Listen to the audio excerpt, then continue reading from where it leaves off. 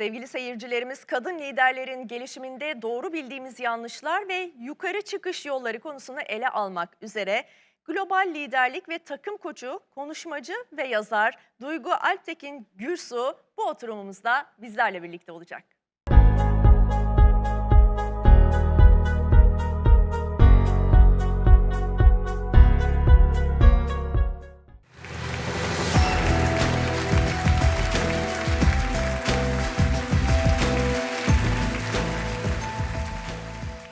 Hello. Up until the time I left my corporate job in 2009, I was promoted 6 times during the 12 years time I was working for this multinational company. I was elected to the World Talent Pool. I was one of the 7 vice presidents heading marketing in an important market like Turkey. I was waking up at 7 a.m. each morning. Coming from work at 9 p.m. in the evening, I was checking my emails until midnight. I was placing my phone by my bedside when I was about to go to sleep at nights, and I was trying to reply to my emails at 3 or 5 a.m. in the morning. I slowly started to damage my whole skeletal system, with intensive traveling, usually reaching out to markets I was responsible for via taking 3 consecutive flights in one night. I'm not even counting how I let go of my weekends, my social life. Even if I wanted to have a family of my own, I was single and all alone. My parents or friends did not even call me anymore, thinking I was not available anyway. At the end of such an overwhelming period, I had to have an emergency surgery due to a herniated disc that I had suffered for 8 years, with the risk of not being able to use my foot ever again. There I stopped for the first time in my life and asked myself what I was doing. Thinking I have 2 more hernias to live with, I decided to find my own business in personal and leadership development that I was fascinated with since my university years. My questions were, what is leadership, after all? What does it mean to lead as a woman? How could a woman increase her leadership impact without having the burnout syndrome? Is work-life balance possible for women? I focused on these questions and their solutions since then. Today, I'm going to talk about the role we need to play as organizational psychology experts, executive coaches, CEOs, and human resource leaders to support women leaders grow, be more effective in their leadership, because we need them even more in this fast-changing, extremely volatile world and uncertain economic conditions. In the light of my own experience, what I observed in others, and what I learned from the female leaders I have worked with in more than 40 countries, when women leaders are so competently managing their business and their relationships, I don't believe that they have to act like men.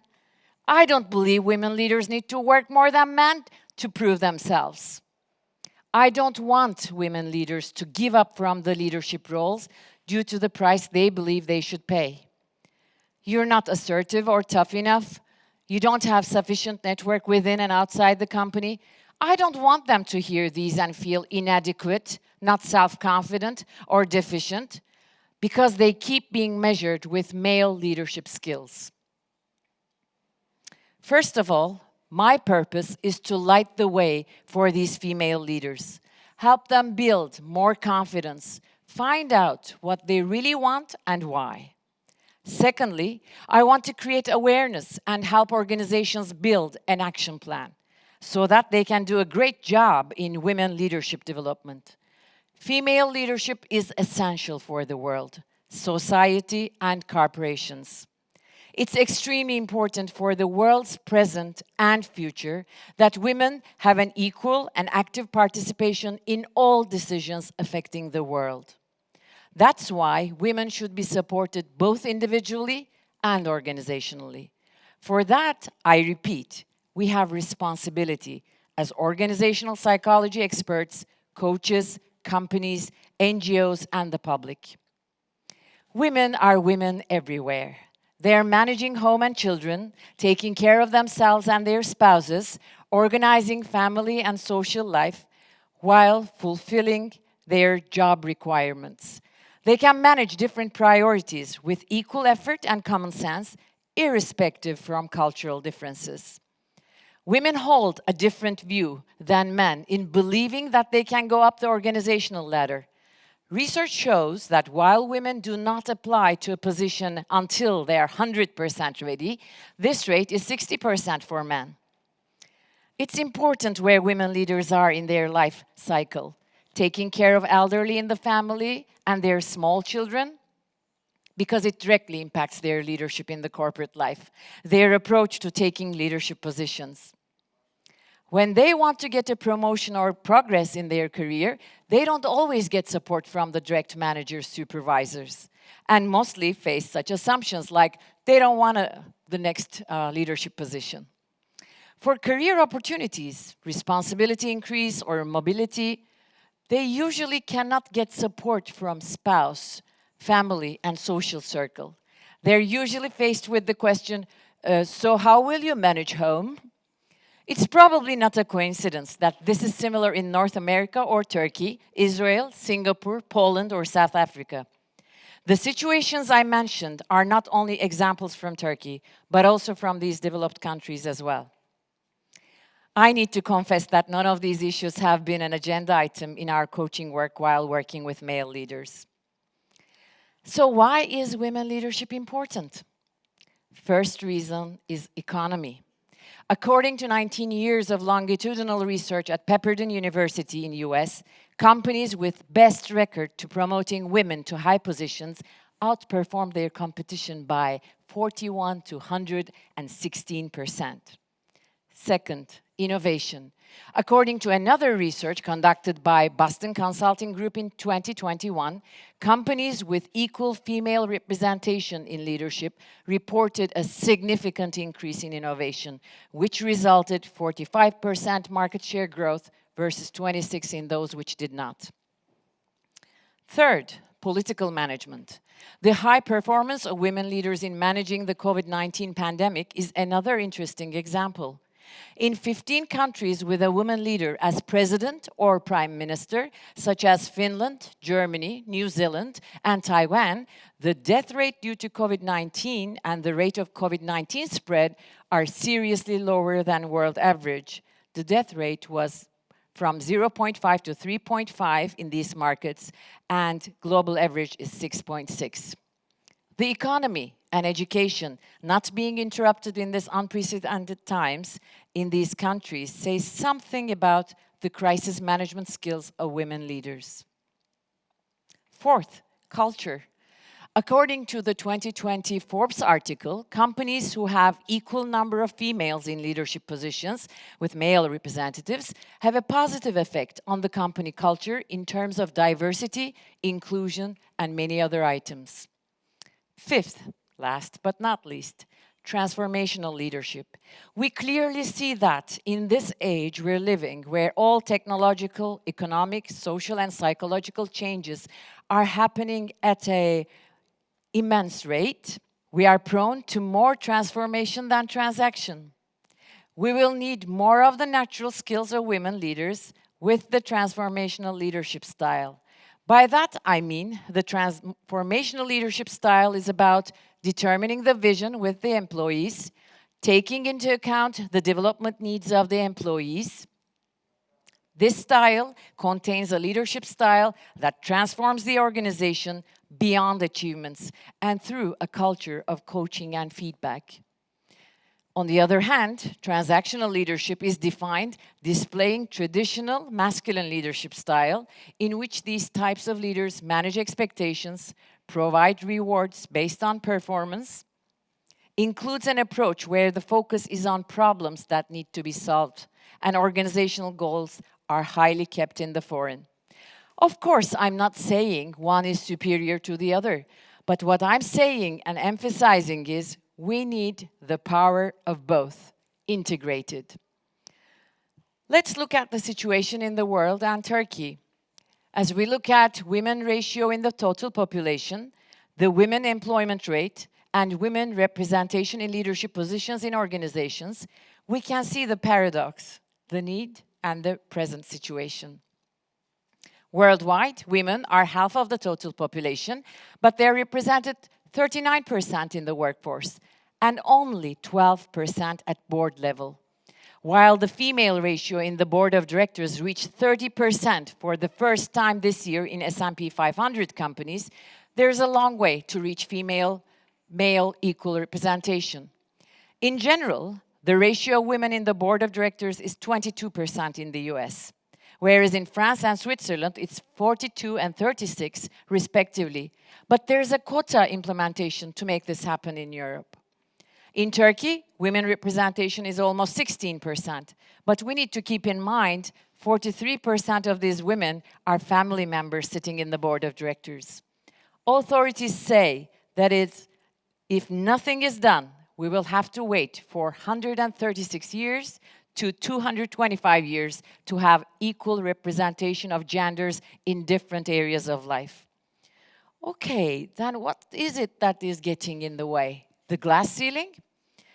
Glass ceiling is a metaphoric description of the invisible mechanism that prevents a minority demographic group from rising over a particular level in the hierarchy. There is a lot of research on this topic, trying to define what it is. When employees are asked to describe it directly, including women respondents, say it doesn't exist. However, women mention implicitly the existence of the glass ceiling in many different ways and layers. Let's look at what they are and approaches on how to lift the glass ceiling. First of all, internal factors, self-efficacy and motivation of women leaders. Self-efficacy can be expressed as an internal resource that helps individuals perform successfully to accomplish their goals, overcome challenges and obstacles. Research say women leaders score much lower in self-efficacy compared to men. They need to believe and be supported in their strengths and capabilities and learn to be okay with their flaws as others. Leadership motivation is another important internal factor. Leadership motivation actually makes employees volunteer to leadership roles. It's scientifically explained in 3 different ways by Chen and Drasko. First, motivation. An individual who enjoys being a leader and views oneself as a natural leader. Second, motivation. An individual who takes on a leadership role out of a sense of social duty or obligation to the mission of the organization. Third, motivation. An individual who takes on a leadership role out of general willingness to lead without weighing the possible personal benefits or costs of leadership. Of course, there is a relationship between these 3 motivations, and we can't say they are mutually exclusive. The key point here is to notice that the change that is starting to emerge in individuals' motivation by gender, by generation. While old research shows that women do not naturally consider themselves as leaders and take their leadership roles without considering their personal costs and benefits, new research conducted in 2019 shows that the women of Generation Y, who will sit in the leadership seats very soon, believe in their natural leadership and weigh possible personal costs and benefits more than men do. This would mean a new generation of female leaders are coming along, more brave and more able to take risks. This may be because the new generation who had more chance to see female role models may have changed their perception as they took leadership roles in different facets of life, like social and educational leads, as well as having more access to information through information technology and internet. Looking ahead, women who work on their self-confidence, improve their communication skills, know their strengths, and use it in the right way, go for new experience, and make choices in line with their values, will be speeding in leadership roles. Now, this was about the internal factors that the women leaders need to work on. How about the external factors? Because this is somewhere we can have impact all together. First, social expectations and public policies. Women's role in society plays a critical role. Motherhood and being a wife are still viewed above all other roles. Responsibilities at home are still expected mostly from the females, especially in collective cultures. Social pressure, criticism by the environment, family, and other women on how women need to look and perform as a woman, leader, mother, or wife, do not change much. Society wants to see women in nurturing mode, not authority. And public policies are not helping either. For example, flexible working hours, support for elderly and childcare, maternity leaves for women and men are still not satisfactory for women. Maybe it will take time for societal expectations to change, but for that to happen, individuals and organizations can do something.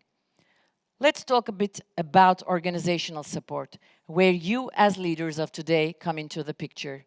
Here, perceived organizational support is an important factor in leaders' advancement. Organizational support means employees feel their contributions are seen as valuable and their well-being is important for the organization.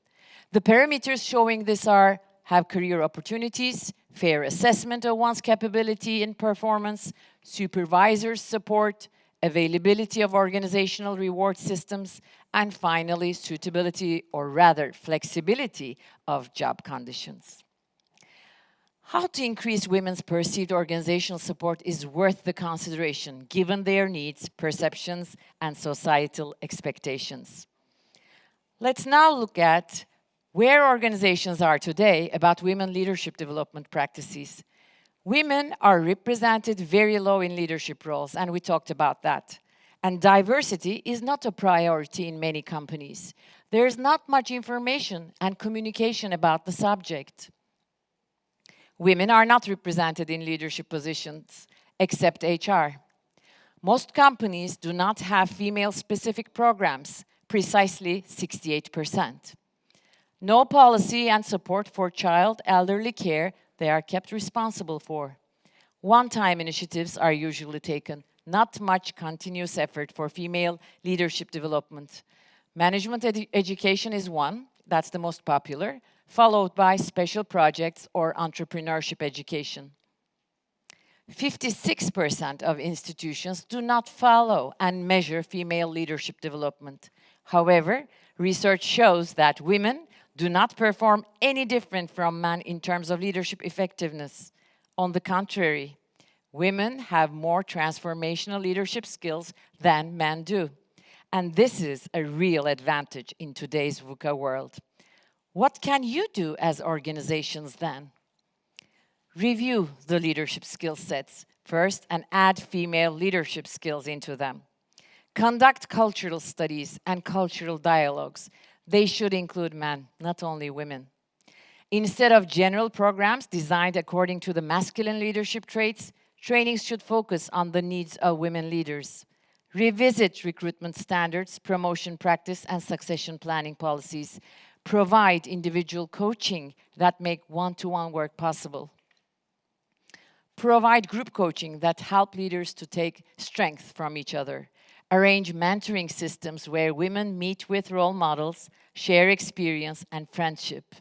Finally, create networking platforms to provide women's solidarity, idea sharing, and support beyond technical skills development. How can development programs be designed to improve female leadership development? Set measurable goals. Programs are 2 times more successful if goals are set according to needs. Increase access to development opportunities for high potentials or rising stars. Start early. Develop an inclusive mind around the leader and gender identity. Benefit from experiential learning, providing feedback.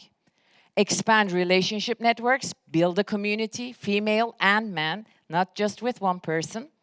Educate the organization about second-generation bias. If policies are made by men, not by women, then bias still exists. Receive feedback and align assessments with development programs. Yes, today, firstly, we talked about the importance of developing and supporting women leadership. The economy, innovation, culture, crisis management, and transformation management will come to a better point as more female leaders rise up to leadership positions. Moving forward in this ever-changing world, combining the power of male and female leadership is extremely important. Secondly, many actions have to be taken by women. Organizational psychology experts, trainers, coaches, and the organizations themselves. I believe it is possible to see and understand and change this paradox of the glass ceiling and women leadership development and be a part of the solution. What do you think?